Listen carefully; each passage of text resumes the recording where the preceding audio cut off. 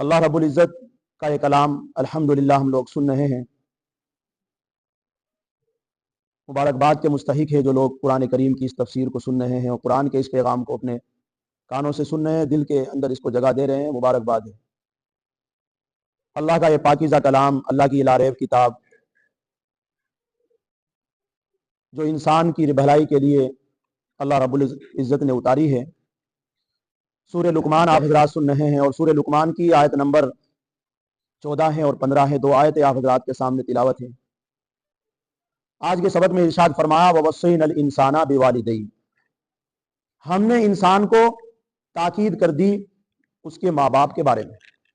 کہنے کا مطلب یہ ہے کہ اللہ تبارک و تعالیٰ نے یہ سورہ لقمان کی جو آیت نمبر 14 ہے, اس آیت کو جملہ معترضہ کے نام پر اس کو بیان کیا ہے, کیونکہ نصیحت چل رہی تھی حضرت لقمان کی اور بیچ میں آیا ذکر ماں باپ کا. اللہ تبارک و تعالیٰ بتانا یہ چاہتے ہیں کہ اللہ کے حق کے بعد دنیا میں اگر کسی کا حق مقدم ہے تو وہ ہے ماں باپ. اللہ کے حق کے بعد, اللہ کی فرما برداری کے بعد کس کی فرما برداری ہے؟ ماں باپ کی. پہلے اللہ کی فرما برداری, اس کے بعد ماں باپ کی فرما برداری ہے.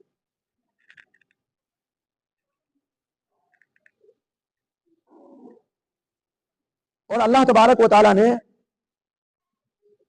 ماں باپ کی فرما برداری کو اس لیے ذکر فرمایا ہے کہ اہل عرب کے اندر جو نوجوان شروع میں مسلمان ہو رہے تھے, کلمہ پڑھ رہے تھے, ان کے ماں باپ ان کے اوپر زور ڈال رہے تھے کہ تم جو ہے ایمان کو چھوڑ کر شرک کے اندر آ جاؤ. تو اللہ تبارک و تعالیٰ نے ان آیتوں کو پھر بیان کیا ہے. ماں باپ کے حقوق میں سب سے زیادہ حقوق کس کے ہیں؟ اللہ رب العزت نے اس کو بیان کیا ہے, ماں کا حق زیادہ ہے, کیونکہ ماں جو ہے بچے کی خاطر سب سے زیادہ مشقت اور پریشانی جھیلتی ہے. کئی مہینے تک اس کو پیٹ میں اٹھائے پھرتی ہے, اور جیسے حمل بڑا ہوتا جاتا ہے, پیٹ کے اندر بچہ بڑا ہوتا جاتا ہے, اتنی ہی ماں کے اندر کمزوری بڑھتی چلی جاتی ہے. اس کو اللہ نے بیان کیا ہے واہنن علی واہنن, تھکن پر تھکن اسے ہوتی ہے, کمزوری پر کمزوری آتی چلی جاتی ہے. حمل بڑھتا چلا جاتا ہے اور ماں جو ہے کمزور ہوتی چلی جاتی ہے, اور پریشانیوں پر پریشانی اور دردوں پر درد جھیلتی چلی جاتی ہے. پھر پیدا ہونے کے بعد 2 سال تک اس کو دودھ پلایا جاتا ہے, ماں دودھ پلاتی ہے, اور اس دودھ پلانے کی مدت 2 سال تک وہ حمل سے بھی زیادہ خطرناک ہے, وہ زیادہ بھاری پڑتی ہے. کبھی بچہ پیشاب کرتا ہے, کبھی پاخانہ کرتا ہے, کبھی روتا ہے, کبھی اس طریقے سے اسے بہت پریشانی کے اندر گزرتے ہیں 2 سال بچے کے, جس مدت میں وہ دودھ پلاتی ہے. کبھی بچے کا پیٹ بھرتا ہے, کبھی نہیں بھرتا ہے, بہت ساری مشقتیں ہوتی ہیں. اس لیے اللہ تبارک و تعالیٰ نے ماں باپ کے بارے میں اللہ رب العزت نے انسان کو تاکید کی ہے. اور ماں باپ کے بارے میں انسان, چاہے وہ مسلمان ہو, چاہے غیر ہو, چاہے کسی بھی مذہب سے تعلق رکھتا ہو, سب انسان ماں باپ کے بارے میں برابر ہے. ماں باپ کے حق اور ان کے حسن سلوک اور ان کی فرما برداری اور ان کی اطاعت اور ان کے ساتھ اچھا سلوک کرنا, یہ سب برابر ہے. چاہے کوئی مسلمان ہو, چاہے کوئی غیر مسلم ہو, چاہے کسی بھی مذہب کا تعلق رکھنے والا ہو, وہ اپنے ماں باپ کے بارے میں پورا خیال رکھے. کیونکہ یہاں اللہ رب العزت نے وَوَصَّيْنَا الْإِيمَانَ نہیں کہا, وَوَصَّيْنَا الْإِنسَانَ کہا ہے. ہم نے انسان کو تاکید کر دی اس کے ماں باپ کے بارے میں, اور خاص طور سے ماں کے بارے میں. حضرت ابو ہریرہ رضی اللہ تعالیٰ عنہ کی روایت ہے, ایک صحابی نے اللہ کے رسول صلی اللہ علیہ وسلم سے ارشاد فرمایا, یا رسول اللہ, میرے اوپر ماں باپ میں سے کس کا حق زیادہ ہے؟ نبی کریم صلی اللہ علیہ وسلم نے فرمایا تیری ماں کا. پھر دوسری مرتبہ فرمایا یا رسول اللہ پھر کس کا ہے؟ پھر ہمارے نبی نے کہا تیری ماں کا. پھر تیسری مرتبہ پھر پوچھا, پھر کہا تیرے باپ کا. کہنے کا مطلب یہ ہے کہ ماں کا حق زیادہ ہے باپ کے مقابلے میں. لیکن ایسا نہیں کہ باپ کو چھوڑ دینا چاہیے, باپ کا بھی اللہ رب العزت نے آگے ذکر فرمایا ہے کہ باپ کا بھی حق ہے. ایسا نہیں ماں کا ہی حق ہے. ہاں, حقوق میں سب سے مقدم ماں ہے. حملتہ امہ, اس کو ذکر فرمایا کہ ہم نے تاکید کر دی انسان کو اس کے والدین کے بارے میں, ماں باپ کے بارے میں. حملتہ, उम्मुहु, उसको पेट में रखती है उसकी माँ, वाहनन अला वाहनिन, कमजोरी पर कमजोरी बर्दाश्त करके, थकन पर थकन बर्दाश्त करके। वो फिसालुहु फी आमईन, और उसका दूध छूटता है 2 साल में। आमईन के माना, आम के माना इसके साल के हैं, आमईन 2 साल। इमाम आजम अबू हनीफा की जो दलील है वो तो 2.5 साल कहते हैं दूध पिलाने की मुद्दत, लेकिन जमहूर उलमा वो 2 साल तक ही कहते हैं कि 2 साल तक बच्चे के दूध पिलाने की मुद्दत है, ज्यादा से ज्यादा, और कम से कम 6 महीने है। कम से कम 6 महीने पिलाया जाए और ज्यादा से ज्यादा 2 साल बच्चे को दूध पिलाया जाए, और इसी के ऊपर फतवा है। अनिश्कुल्ली वली वालिदैक, अल्लाह रब्बुल इज्जत कहते हैं ये इस वजह से बयान किया ताकि तू मेरा भी शुक्र अदा करे और अपने माँ बाप का भी शुक्र अदा करे। क्यों? इसलिए कि पैदा करने वाला कौन है? अल्लाह है, लेकिन पैदाइश के जरिया कौन बना है? जाहिरी असबाब कौन बने हैं? माँ बाप। लेकिन ऐसा नहीं कि माँ बाप के जाहिरी असबाब को आप मुकद्दम रख दे और जिसने पैदा किया खालिक हकीकी उसे बाद में रख दे, ऐसा नहीं। इसलिए अनिश्कुर ली, पहले मेरा शुक्र अदा कर, फिर कहा वली वालिदैक, फिर अपने वालिदैन का। यानी अगर हुक्म मेरा आता है और इधर माँ बाप का हुक्म आता है तो दोनों हुक्म जब टकराते हैं तो किस हुक्म को तू मानेगा? अल्लाह ने बता दिया कि पहले मेरा हुक्म मान, बाद में माँ बाप का मान। जब अल्लाह का हुक्म आए और माँ बाप का हुक्म आ जाए, अल्लाह रब्बुल इज्जत कहते हैं कि तू नमाज पढ़, माँ बाप कहते हैं नहीं तू काम कर, तो फिर माँ बाप की बात को ठुकरा दिया जाएगा, नहीं माना जाएगा और अल्लाह के हुक्म को लब्बैक कहकर मस्जिद में आया जाएगा। उसी को यहां पर इरशाद फरमाया इलैहिल मसीर, तुम सबको मेरे पास, आखिरकार मेरे पास तुम सबको आना है। जब तुम्हें मेरे पास आना है तो फिर मैं बताऊंगा तुमने किसकी बात मानी थी दुनिया में, किसकी नहीं मानी, किसका हक मानते थे, किसका हक नहीं मानते थे, फिर तुम्हें दुनिया में नहीं पता लगेगा, लेकिन तुम जब मेरे पास लौट कर आओगे फिर तुम्हें ये बात मालूम हो। इस आयत से एक तो ये बात मालूम हुई, दूसरी बात ये मालूम हुई कि शिया हजरात, एक मसला समझ लीजिए कि शिया हजरात इस आयत को दलील बनाते हैं इस बारे में। शिया कहते हैं कि कुरान के 40 पारे थे, 10 सुन्नियों ने गायब कर दिए, यानी हम सुन्नी हैं, हमें कहते हैं हमने 10 पारे गायब कर दिए कुरान के। और ये कहते हैं कि 10 तो उन्होंने गायब कर दिए, बाकी जो कुरान बचा है इसमें हर एतबार से गलती मानते हैं शिया हजरात, कि कलिमात भी गलत है कुरान की, सूरतों की तरतीब भी गलत है कुरान की, यानी जैसे कुरान उतरा था उस एतबार से नहीं है कुरान। शिया हजरात कहते हैं इसमें हरूफ भी गलत है, वो कहते हैं कलिमात भी गलत है, इसकी सूरतों की तरतीब भी गलत है, इसके और इसके रखने की तरतीब भी गलत है। और वो जब दलील देते हैं तो क्या दलील देते हैं? ये कहते हैं कि देखो हजरत लुकमान अलैहिस्सलातु वस्सलाम अपने बेटे को नसीहत कर रहे थे, हजरत लुकमान अपने बेटे को नसीहत कर रहे थे और नसीहत करते करते बीच में माँ बाप का जिक्र कर दिया। तो ये माँ बाप का जिक्र करना और लुकमान की बात को रोक देना, ये इस बात की दलील है। और फिर आगे फिर 2 आयतों के बाद फिर हजरत लुकमान की नसीहत है। तो ये कहते हैं कि देखो आयतों में भी गड़बड़ कर रखी, इसलिए शियाओं में कोई हाफिज नहीं मिलेगा आपको, क्योंकि जो कुरान को गलत मानते हैं कोई भी हाफिज नहीं मिलेगा आपको। हालांकि ये कुरान अल्लाह के रसूल सल्लल्लाहु अलैहि वसल्लम ने जिस तरतीब से लिखवाया था, जिस तरतीब से बताया था, उसी तरतीब से हजरत अबू बकर सिद्दीक रज़ी अल्लाह ताला अन्हु के जमाने में जंग यमामा हुई और जंग यमामा में बहुत सारे हाफिज कुरान शहीद हो गए। फिर हजरत उमर रज़ी अल्लाह ताला दरखास्त लेकर आए कि अगर इस तरीके से जंग होती रही और हाफिज कुरान, क्योंकि आगे वसल्लम के जमाने में बहुत सहाबा हाफिज कुरान थे, इसलिए लिखने की जरूरत नहीं पड़ी थी, लेकिन जब वो हाफिज कुरान एक बहुत बड़ी जमात शहीद हो गई तो हजरत उमर रज़ी अल्लाह ताला ने दरखास्त की हजरत अबू बकर सिद्दीक रज़ी अल्लाह ताला से कि जी आप कुरान को जमा कर लीजिए, क्योंकि नबी करीम सल्लल्लाहु अलैहि वसल्लम जब कुरान नाजिल हो रहा था तो सहाबा बैठे हुए होते थे और कुरान सुनाया करते थे, सहाबा कह दिया करते थे लिख लो इसको, सहाबा को लिखवा दिया करते थे। कुछ सहाबा ऐसे थे जो मुस्तकिल आदम सल्लम की वही को लिखा करते थे, जैसे हजरत ज़ैद बिन साबित रज़ी अल्लाह ताला, ये मुस्तकिल वही के लिखने का काम करते थे, इनका काम रात दिन वही को लिखना था, वही का मतलब कुरान को लिखना था। लेकिन कुछ सहाबा ऐसे थे जिनके पास अलग अलग से भी लिखा हुआ था। तो इसलिए जब बहुत बड़ी जमात शहीद हो गई तो हजरत अबू बकर सिद्दीक रज़ी अल्लाह ताला अव्वल मरहले में तो मना करते रहे कि ये काम मैं कैसे कर सकता हूं जब अल्लाह के नबी वसल्लम ने नहीं किया है लिखने का काम। قرآن کو جمع نہیں فرمایا تو میں کیسے کر سکتا ہوں؟ آخر کار حضرت عمر رضی اللہ تعالیٰ عنہ کی درخواست نے بار بار کہنے سے حضرت ابوبکر صدیق رضی اللہ تعالیٰ عنہ کے دماغ میں اور ان کے اللہ رب العزت نے دل کے اندر یہ بات ڈال دی اور سینے کو کھول دیا کہ قرآن کو جمع کر دیا جائے۔ اس کے بعد حضرت ابوبکر صدیق رضی اللہ تعالیٰ عنہ، حضرت عمر رضی اللہ تعالیٰ عنہ اور بڑے بڑے قبائل صحابہ اور جن کے پاس قرآن لکھا ہوا تھا ان کے پاس جایا کرتے تھے اور قرآن کو لکھ کر جمع کر دیا۔ یہ اب تک پھر قرآن وہی چلا آ رہا ہے۔ اس لیے یہ بات اس لیے بتانی تھی تاکہ وہ بات بھی سمجھ میں آ جائے، کبھی کوئی شیعہ کہنے لگے کہ یہ قرآن گڑبڑ ہے۔ یہ اللہ رب العزت نے ایسے ہی، اور میں نے آپ کو بتا دیا قرآن کی یہ آیت ماں باپ کے بارے میں اس لیے بیان کی اللہ تعالیٰ نے تاکہ تم اللہ کا بھی حق مانو اور ماں باپ کا بھی حق مانو۔ آگے فرمایا وَإِن جَاهَدَاكَ عَلَىٰ أَن تُشْرِكَ بِي شَيْئًا بِمَا لَيْسَ لَكَ بِهِ علم۔ اس آیت کو بیان کیا کہ جو عرب کے اندر جن کے بچے کو ایمان لا رہے تھے، مسلمان ہو رہے تھے، تو ان کے ماں باپ ان کے اوپر زبردستی کر رہے تھے کہ تم لوٹ کر آؤ، ایمان کو چھوڑو، تم شرک میں آ جاؤ۔ تو بہت سارے صحابہ پریشان تھے، بہت سارے ایمان والے بچے اور نوجوان طبقہ پریشان تھا کہ ہمارے ماں باپ ہمارے اوپر زور ڈال رہے ہیں، ہم ماں باپ کی مانے، آپ کی مانے، ماں باپ کی مانے، آپ کی مانے، کس کی مانے؟ اور ان میں سر فہرست اس کے بعد یہ آیت نازل ہوئی کہ اگر آپ پر زور ڈالے آپ کے ماں باپ اس بات کا کہ میرے ساتھ کسی کو شریک کرے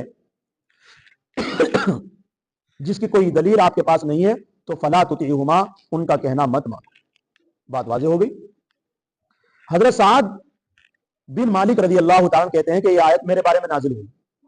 حضرت سعد بن مالک رضی اللہ عنہ کا واقعہ یہ ہے کہ یہ اپنی ماں کی بہت خدمت کیا کرتے تھے، بہت محبت کرتے تھے، خدمت کرتے تھے، ماں کے بڑے فرمانبردار بچے تھے حضرت سعد بن مالک رضی اللہ عنہ۔ جب ان کو اللہ رب العزت نے ہدایت دی، ایمان قبول کر لیا، کلمہ پڑھ لیا، تو کچھ دنوں تک تو ماں کو پتہ نہیں لگا۔ جب ماں کو معلوم ہو گیا تو ماں نے کہا بیٹے مجھے معلوم ہوا کہ تو نے نیا دین اختیار کر لیا ہے۔ کہ ہاں ماں میں نے نیا دین اختیار کر لیا ہے۔ کہ بیٹے اسے چھوڑ دے، اس دین کو چھوڑ دے۔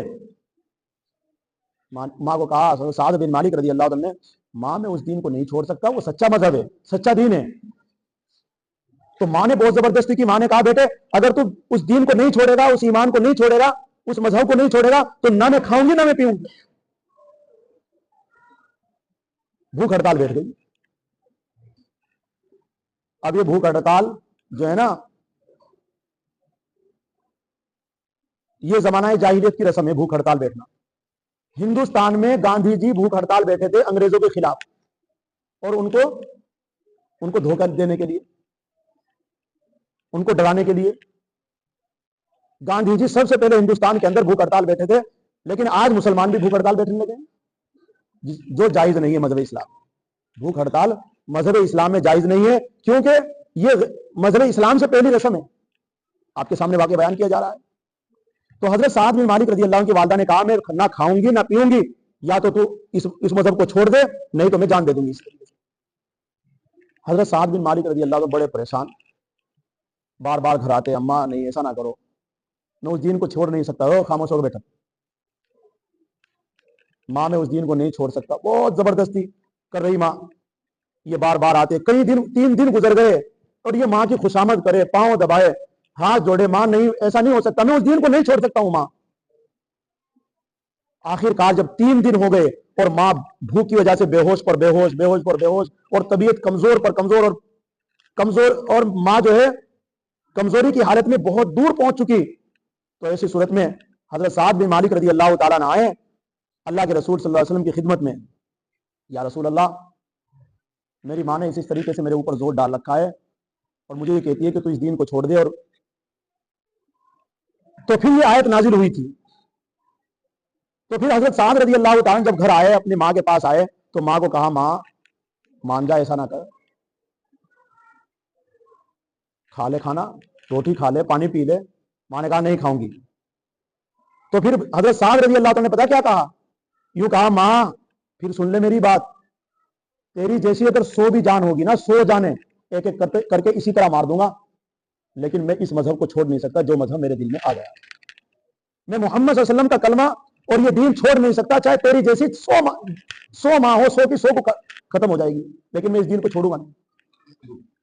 جس کی وجہ سے لوگوں نے بھی بہت شور مچایا اس وقت کہ سعد تو ماں کا قاتل ہے، سعد کو ماں کا قاتل ہے، ماں کہہ رہی ہے. اور یہ مسلمانوں نے نہیں اڑائی ہے افواہ، کافر ہی کہہ رہے تھے جہاں بھی چلتے تھے. اور تو اپنی ماں کا قاتل ہے، ماں کھانے ہی پی رہی ہے، اور تو مذہب میں یہ مذہب دکھ رہا ہے. تو جب حضرت سعد بن مالک رضی اللہ عنہ نے یہ بات کہی نا کہ تیری جیسی سو کی سو ختم ہو جائے گی لیکن میں اس دین کو نہیں چھوڑوں گا، پھر ماں مایوس ہو کر کہا کہ لاؤ کھانا کھا لو. کیا فائدہ ہوگا؟ اس سے معلوم یہ ہوا، میں بتانا چاہتا ہوں، حضرات مفسرین نے یہ بات نہیں لکھی ہے لیکن میرے دل میں جو بات آئی ہے قرآن کے اس واقعے سے اور قرآن کی اس آیت سے، میں آپ کے سامنے وہ رکھنا چاہتا ہوں.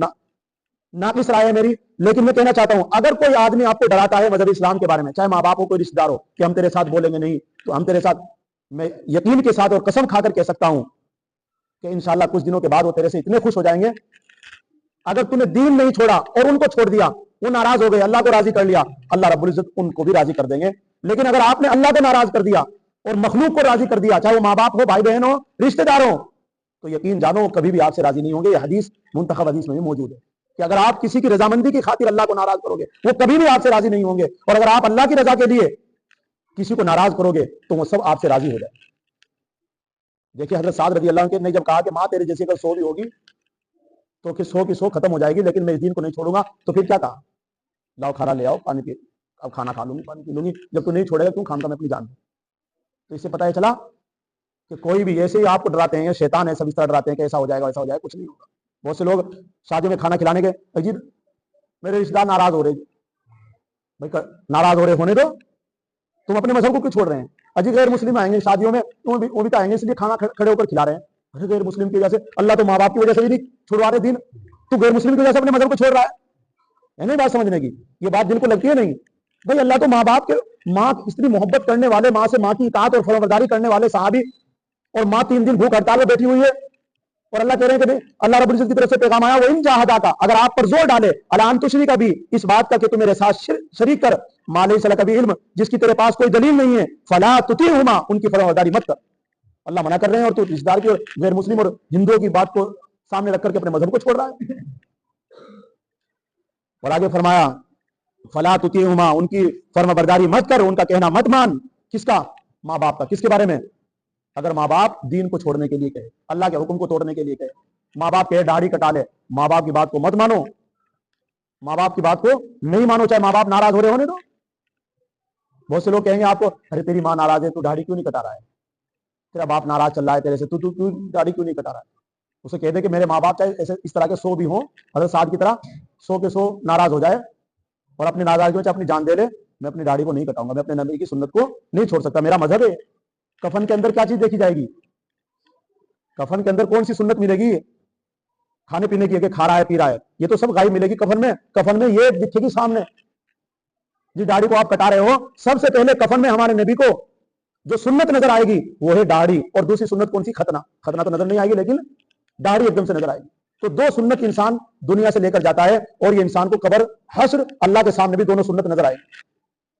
تو اس لیے میرے بھائیوں، اپنی سنتوں کو، اپنے مذہب کو مت چھوڑو. کوئی ناراض ہوتا ہے ہونے دو، بیوی ناراض ہوتی ہونے دو، بیوی ایسی 1000 لے آؤ، آپ بھاگنے دو داڑھی کی وجہ سے، دوسری آؤ گی. دنیا میں کمی ہے آج کل، بیاہ شادی کے چکر میں نوجوان داڑھی کٹا رہا ہے. میری بیوی اچھی ملے گی؟ بیوی تو کبھی بھی اچھی نہیں ملے گی، اللہ جسے اچھی کریں گے وہ اچھی ہوگی، اور دین مذہب کی بنیاد پر جو ملے گی وہی اچھی ہوگی. لیکن نوجوان آج کل مسلمان داڑھی کٹا کر اپنے آپ کو بہت بڑا عورت بننا چاہتا ہے، انگریز، اور منحوس چہرہ لیے پھرتا ہے. اور داڑھی کٹانے کا گناہ نماز میں بھی ملتا ہے، سو رہا ہے تب بھی مل رہا ہے، پھر رہا ہے تب بھی مل رہا ہے. دیکھو کتنا بڑا گناہ ہے. نماز پڑھتے ہوئے کسی کو گناہ ملتا ہے، لیکن داڑھی کٹانے والے کو برابر چل رہا ہے گناہ. سو رہا ہے، سونے والے کو کسی کو گناہ نہیں ملتا، سونا گناہ تھوڑا ہی ہے، لیکن جو داڑھی کٹا رہا ہے اسے سونے میں بھی گناہ مل رہا ہے. تو فلا تطیعہما، یا یہ آیت، یہ جو لفظ ہے آپ کو کس انداز سے سمجھا رہا ہے؟ مت مانو ماں باپ کا کہنا. تو وہ آپ کو، لیکن آگے کیا کہا اللہ رب العزت نے؟ وصاحبہما فی الدنیا معروفا، دنیا میں ان کے ساتھ اچھا سلوک کرتا رہے. کیا اچھا سلوک؟ کیا کرو گے ماں باپ کے ساتھ؟ میں بتا رہا ہوں، قرآن کہہ رہا ہے ان کے ساتھ اچھا سلوک کرو. حضرات مفسرین لکھتے ہیں ان کو مالی امداد دو، پیسوں کی ضرورت ہے ماں باپ کو پیسے دو، ان کو دوائیوں کی ضرورت دوا لا کر دو، کھانے کی ضرورت کھانا لا کر دو، ان کو کپڑے کی ضرورت ان کے کپڑے بنواؤ. یہ ہے ماں باپ کی حق، اور اس میں ماں باپ کی بالکل نہ فرمائے. اگر ماں باپ کہہ رہے ہیں بیٹے مجھے اتنے پیسے چاہیے تو دو، ماں باپ کہہ رہے ہیں مجھے ماں باپ کہہ رہے ہیں مجھے کھانا چاہیے، ان کو کھانا دو، فروٹس مانگ رہے ہیں فروٹس لا کر دو، یہ نہ کہ میرے پاس پیسے نہیں ہیں، ابو لا کر دوں گا، اپنے بچوں کو بھی لا کر دیتا ہوں، میں تمہیں بھی لا کر دوں گا۔ ماں باپ کہہ رہے ہیں کہ مجھے اس چیز کی ضرورت ہے، دنیا کے اعتبار سے جو ضرورت ہے ماں باپ کی، چاہے ماں باپ کافر ہی کیوں نہ ہو، شرابی کیوں نہ ہو، کبابی کیوں نہ ہو، آپ ان کی فرمانبرداری کرتے رہے، ان کے ساتھ حسن سلوک کرتے رہے۔ وہ تبھی سبیل من اناب الیہ، اللہ رب العزت ایک پیغام دینا چاہتے ہیں۔ اب دنیا میں اب یہ ہم پھر کس کی مانیں؟ دیکھو اب ماں باپ کی اللہ نے کہا کہ اگر وہ غلط چال چلا رہے ہیں تو ان کی مت مانو، نماز کے لیے کہہ رہے ہیں کہ نہیں پڑھو تو ان کی مت مانو، کوئی بھی کام ہو ماں باپ کی دین کے بارے میں مت مانو۔ لیکن اب کس کی مانے؟ اللہ رب العزت کہتے ہیں کہ اس شخص کی راہ پر چل، اس کا کہنا مان جو میری طرف لو لگائے ہوئے ہو۔ اس سے پتہ چلا کہ کوئی ایک عالم، کوئی ایک اللہ کا ولی اپنے ساتھ اپنے تعلق میں رکھو، اس کے کہنے کے مطابق زندگی گزارو، چاہے وہ ماں باپ ہو، چاہے وہ امام ہو، چاہے کوئی ولی ہو، چاہے وہ کتب ہو، چاہے وہ کوئی مفتی ہو، کوئی بھی ہو، ایک آدمی ایک عالم جو اللہ کی طرف رجوع ہو، اس کو اپنے تعلق میں رکھو اور اس سے پوچھ کر کے زندگی گزارو اور اس کے مطابق زندگی چلاؤ۔ وہ تبھی اور چلو پیروی کرو سبیل من اناب الیہ، اس شخص کی راہ پر جو میری طرف رجوع کرے ہوئے ہو، لو لگائے ہوئے ہو، جس کا دھیان میری طرف ہو، کس کی طرف؟ اللہ کی طرف۔ کیوں؟ اس لیے کہ ثم الیہ مرجعکم، پھر تم سب کو میرے پاس لوٹ کر آنا ہے، فانبئکم، پھر تمہیں میں بتلاؤں گا، بما کنتم تعملون، جو تم دنیا میں کرتے تھے، میری خاطر کرتے تھے، ماں باپ کی خاطر کرتے تھے، یا تم لوگوں کی خاطر کرتے تھے، پھر پتہ چلے گا، پول تو تبھی کھلے گی نا۔ اب یہاں تھوڑا ہی پول کھل رہی ہے تمہاری، شادی بہت بات کر رہا تو۔ اس لیے میرے بھائیوں قرآن کو سمجھو، اللہ ہم سب کو سمجھ عطا فرمائے۔ اللہ کی مانو پہلے اور پھر ماں باپ کی مانو، ماں باپ کے بعد پھر دوستی ہے۔ آج کل ماں باپ بھی گئے ختم، دوست کی اجازت ماننا ہے، اگر دوست کچھ بھی کہہ رہا ہے دوست کی ہر بات پر لبیک کہ یا اپنی بیوی کی ماننا ہے، اور بیوی کی ماننے کا تو کہیں بھی نہیں ذکر ہے یہاں، بیوی جو کہہ رہی ہے اس طرح ناچ رہا ہے، اور بیوی کی یہاں ایک بھی بات ذکر نہیں، اللہ کہہ رہے کہ میرا حق مانو یا پھر اپنے ماں باپ کا مانو۔ اس کے علاوہ پھر کیا کہا؟ جو میری طرف رجوع، تین آدمی بتلایا اللہ تعالیٰ نے، میرا کہنا مانو، ماں باپ کا کہنا مانو، اس کے بعد جو میری طرف رجوع ہو، جو اللہ اللہ کرتا ہو، جو میری عبادت کرتا ہو، اس کی راہ پر چلو۔ تین، اب چاہے وہ بیوی ہو، پھر اس میں چاہے وہ ماں باپ ہو، اور چاہے وہ اللہ کا کوئی ولی ہو۔ اس لیے اللہ تبارک و تعالی ہم سب کو ان باتوں پر عمل کرنے کی توفیق نصیب فرمائے۔ وما علینا الا البلاغ۔ الشیطان الرجیم، بسم اللہ الرحمن الرحیم۔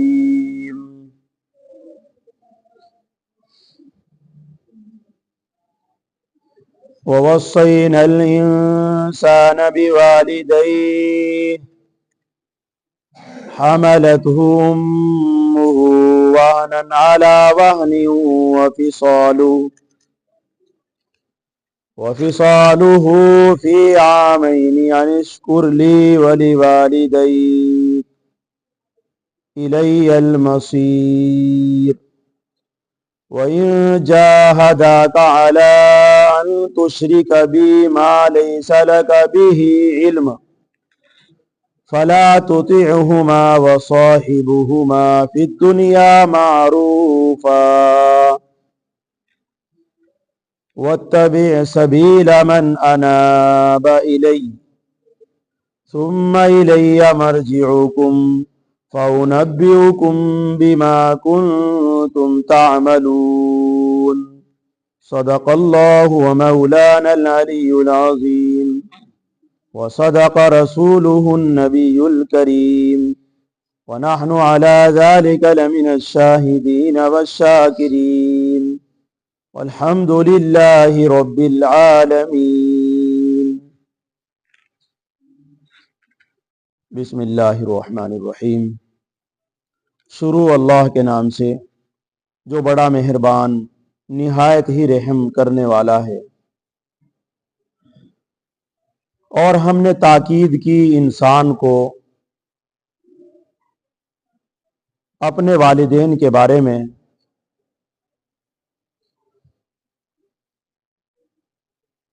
اس کی ماں نے اس کو پیٹ میں رکھا ہے،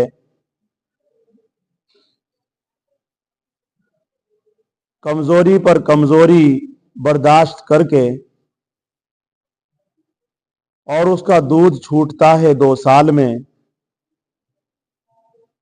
یہ کہ تو میرا شکر ادا کرے اور اپنے والدین کا، اپنے ماں باپ کا، میری طرف تمہیں لوٹ کر آنا ہے، اور اگر آپ پر وہ زور ڈالے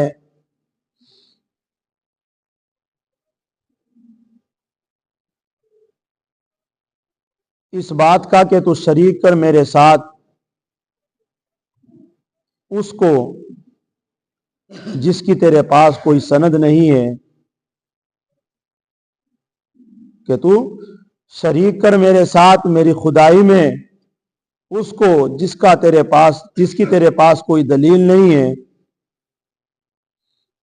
تو ان کا کہنا مت مان، ان کی نافرمانی کر، اور ان کے ساتھ دنیا میں حسن سلوک کرتا رہے، اور پیچھے چل اس کے جس نے میری طرف لو لگا رکھی ہو، پھر میری طرف تم سب کو لوٹ کر آنا ہے، پھر میں بتاؤں گا کہ اس کو جو تم دنیا میں کیا کرتے تھے۔